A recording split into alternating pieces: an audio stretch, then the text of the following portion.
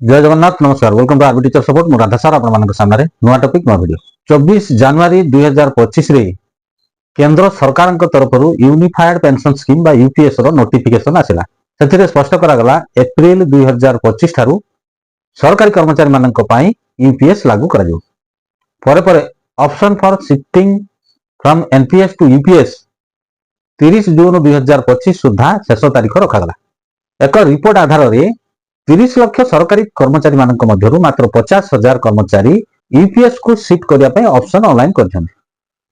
एबे केंद्र सरकार कोन पदक्षेप नैचंती से संपर्क रे आजिरो वीडियो को शेष पर्यंत देखंतु। चैनल टी सब्सक्राइब करनथिले सब्सक्राइब करी नोटिफिकेशन बेल ऑन करंतु जा फल रे जत्ते बेले चैनल अपडेट वीडियो आसीबो प्रथम नोटिफिकेशन ने आपनको सूचना मिल जाय। वीडियो टी भल लागले लाइक और शेयर करिया पय भूलिबे नै। एबे पीएफआरडीए तरफ सर्कुलर मध्ये जारी करा गलानी option for shifting from NPS to UPS शेष तारीख 30 सेप्टेम्बर को एक्सटेंशन करा जायछि। 18 जून 2025 रे government of India ministry of personal PG and pension department तरफ एक ऑफिस मेमोरेंडम जारी करा जायछि। कोन रहिछि से मेमोरेंडम से विषय रे डिटेल्स आलोचना करियो। जेउ सरकारी कर्मचारी माने यूपीएस ऑप्शन नेबे यूपीएस रे थिबा अवस्था रे जदि सेमानकर डेथ हे जाउति किंबा परमानेंट डिसेबिलिटी हे जाउतंती से क्षेत्र रे सेमानकर फैमिली को ओल्ड पेंशन स्कीम रो सुविधा मिलियो।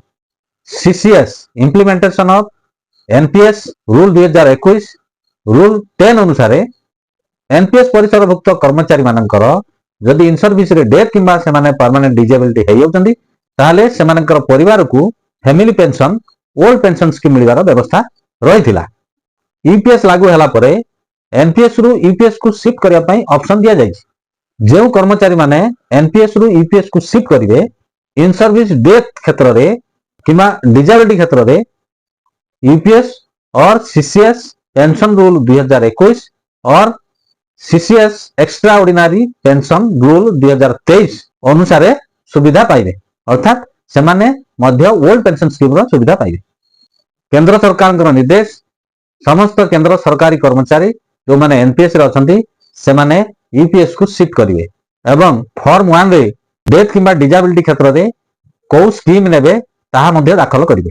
कर्मचारी माने ऑप्शन फॉर्म 1 दाखल कला परे कंसर्न ऑफिस डीडीओ माध्यम रे सीआरए रे से फॉर्म दाखल करिवे एवं सर्विस बुक रे एंट्री करिवे।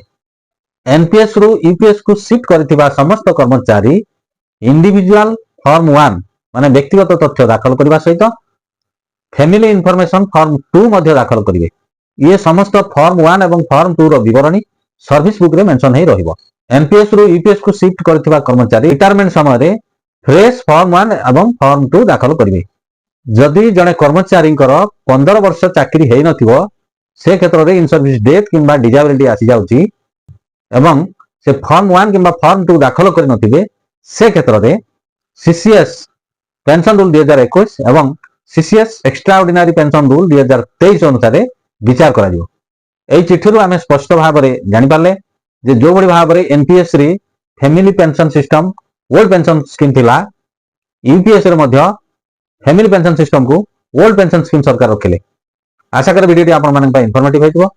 चैनल टी सब्सक्राइब करनथिले सब्सक्राइब कर नोटिफिकेशन बेल ऑन करंतु जा फल रे जत्ते बेले एई भली अपडेट वीडियो आसीबो प्रथमे नोटिफिकेशन रे आपन सूचना मिल जिवो। वीडियो टी भल लागितले लाइक और शेयर करंतु। परवर्ती वीडियो पर्यंत रहउची नमस्कार बंदे उत्तर जानंतु।